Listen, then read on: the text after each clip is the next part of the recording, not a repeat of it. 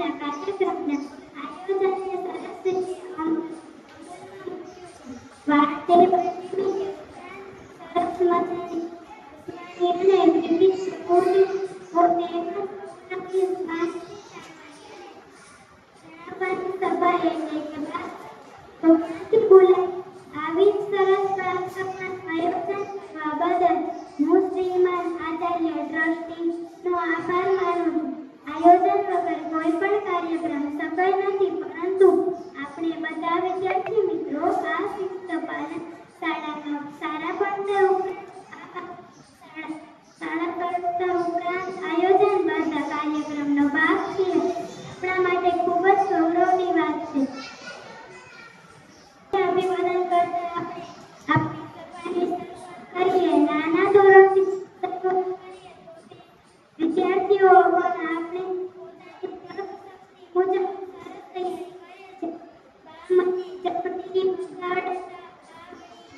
સરસ મજાની પંક્તિ વિદ્યાર્થીઓ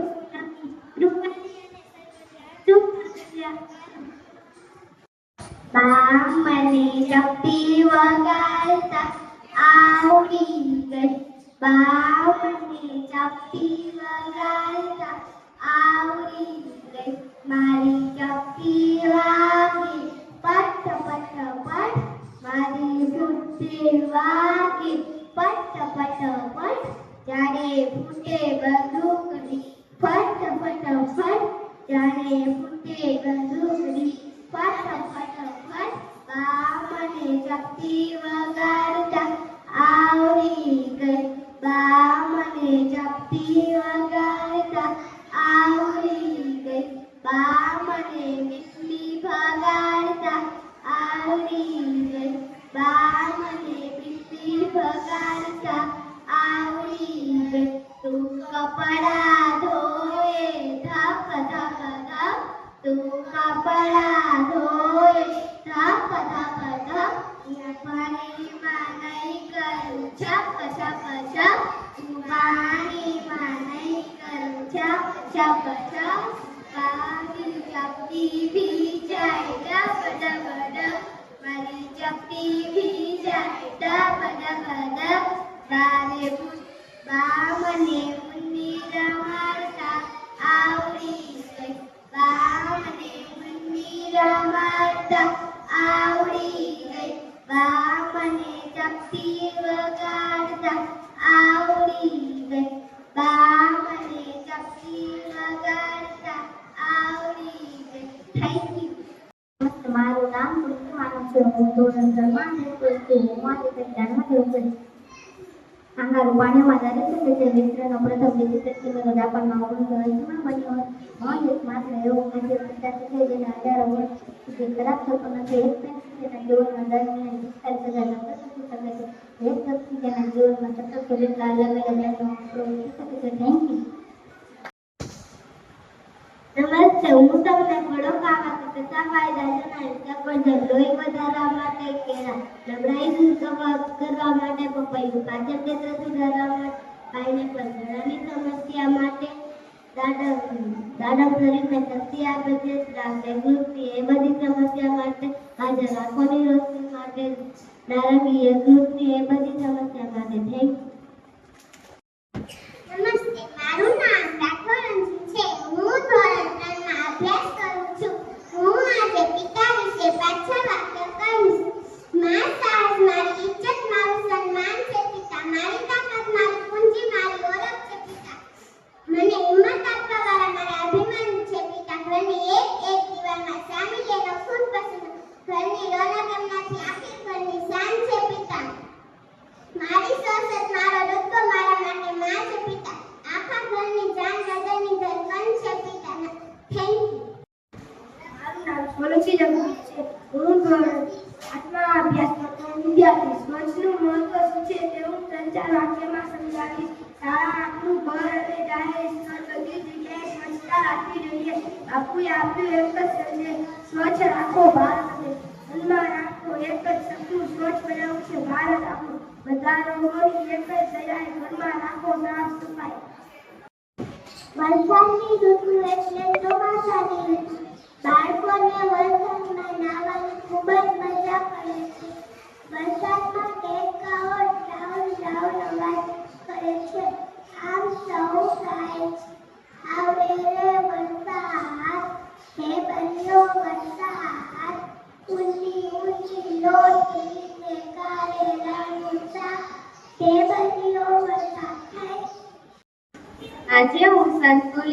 આહારનું મહત્વ સમજાવીશ. સંતુલિત આહાર આપણા શરીર માટે ખૂબ જ ઉપયોગી છે. એમાંય ફળ તો ખૂબ જ જરૂરી. ફળમાંથી આપણા શરીરને યોગ્ય ઉર્જા મળે છે.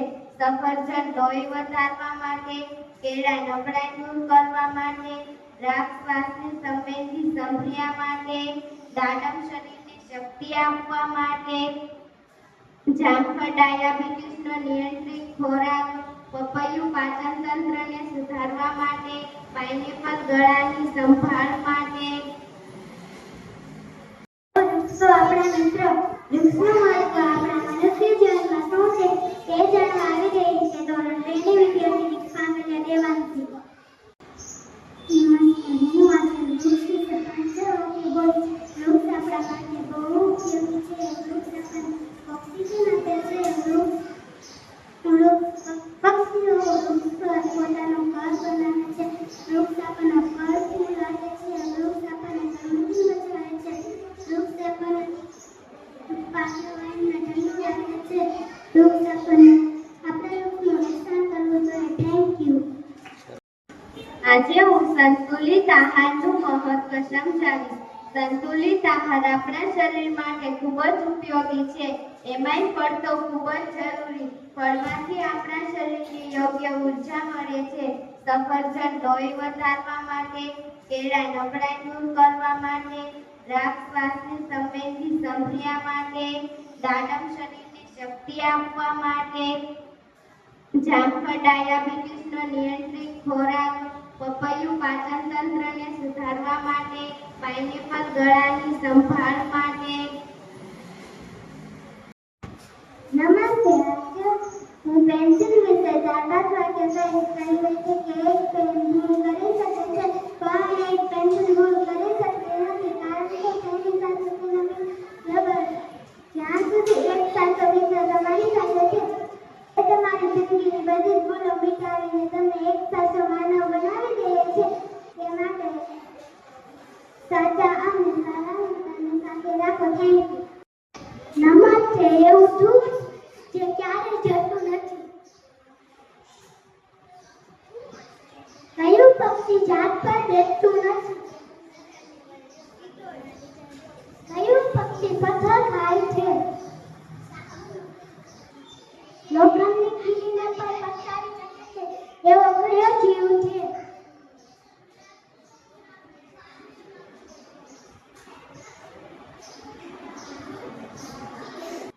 ગુજરાતનું સૌથી મોટું મંદિર. Thank you.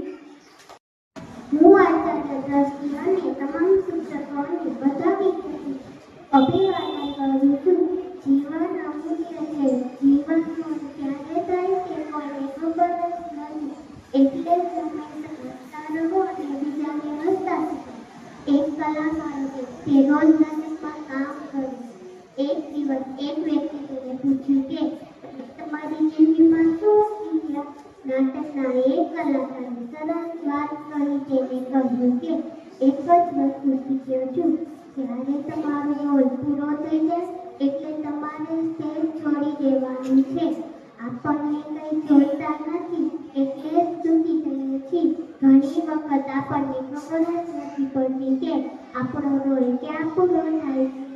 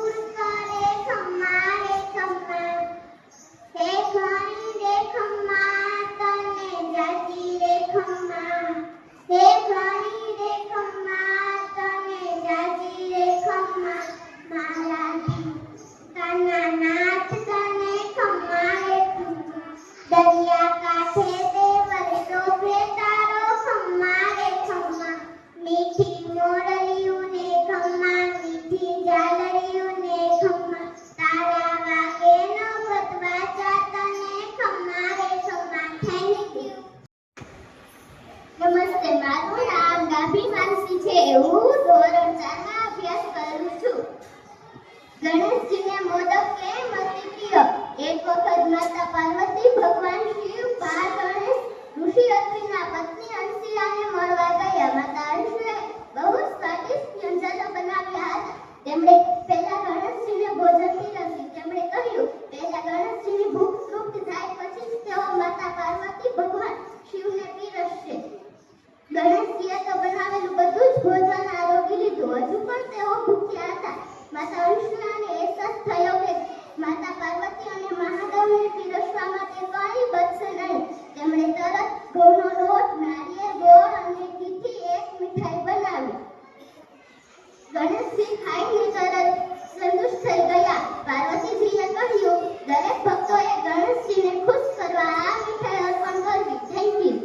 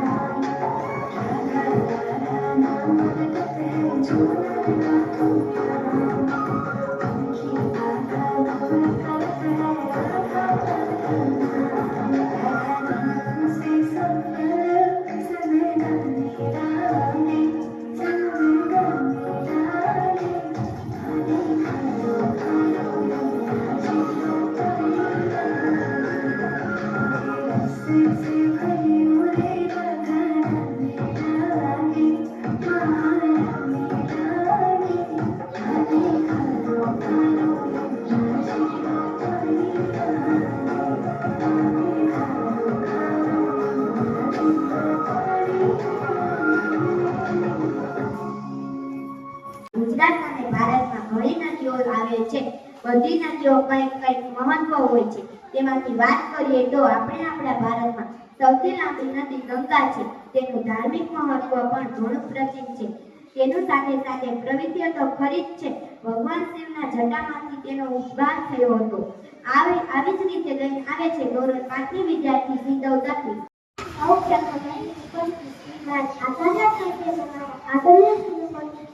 નમસ્કાર. આજે હું આપણા ભારત દેશની પવિત્ર અને સૌથી મોટી ગંગા નદી વિશે 2-3 વાક્ય કહીશ.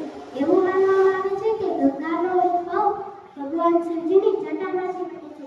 ગંગા એ 140 પ્રકારની માછલીનું ઘર છે. તેની લંબાઈ 2550 કિમી છે.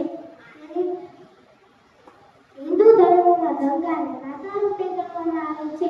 એવી માન્યતા છે કે ગંગાના પાણીમાં સ્નાન કરવાથી પાપ ધોવાઈ જાય છે. ગંગા દેશની 26% જમીન આવરી લે છે. મારું નામ ડંગીકાનું છે. હું ધોરણ 4માં અભ્યાસ કરું છું. ગણેશજીના એક દાંતની કથા. એવું કહેવાય છે કે મહાભારતમાં વેદ વ્યાસની રચનાની છે, જેને ભગવાન ગણેશે સ્વયં લખી હતી. વેદ વ્યાસે ગણેશજીને કહ્યું હતું કે તેઓ બોલતા જશે કે તેમણે લખતા જવાનું છે. બિલકુલ રોકાયા વગર એકવાર માં ઝાખું લખવાનું છે. વેદ વ્યાસજી લખવાનું શરૂ કર્યું. ગણેશજી પણ લખવા માંડ્યા. એવો સમય આવ્યો હતો કે લખવા ગણેશજીને કલમ છૂટી ગઈ અને તેમની પાસે બીજી કોઈ કલમ ન હતી. શરત મુજબ વેદ વ્યાસજી લખતા જ જતા હતા. સમય વ્યર્થ કર્યા વગર ગણેશજીએ પોતાનો એક દાંત તોડીને તેના વડે મહાકાવ્ય લખવાનું ચાલુ રાખ્યું. આ રીતે કાર્ય પૂરું થઈ ગયું. શીખ કોઈ પણ શરૂ કરેલું કામ દ્રઢ સંકલ્પ સાથે પૂરું કરવું. Thank you.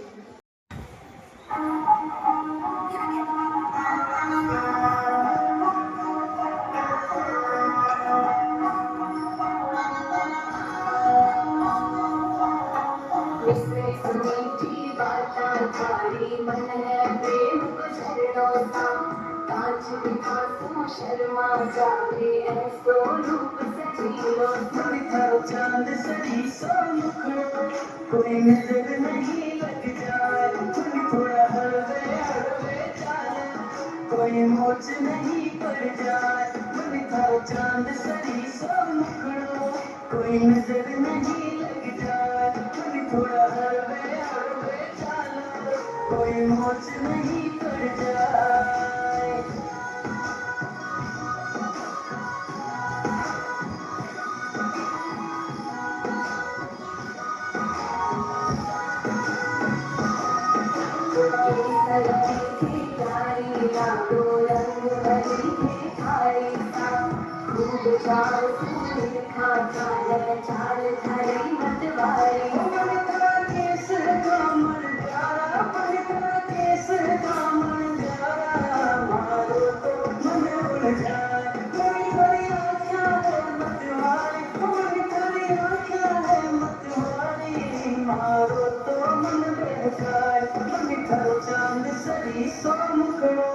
कोई नजर नहीं लग जाए थोड़ा हलवे हलवे चालो कोई मोच नहीं पड़ जाए.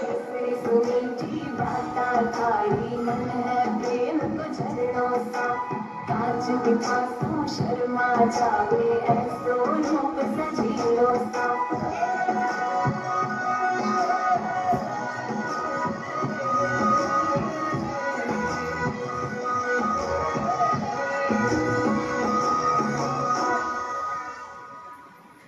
નમસ્તે. મારું નામ સુરાણી દયા છે. હું ધોરણ 4માં અભ્યાસ કરું છું.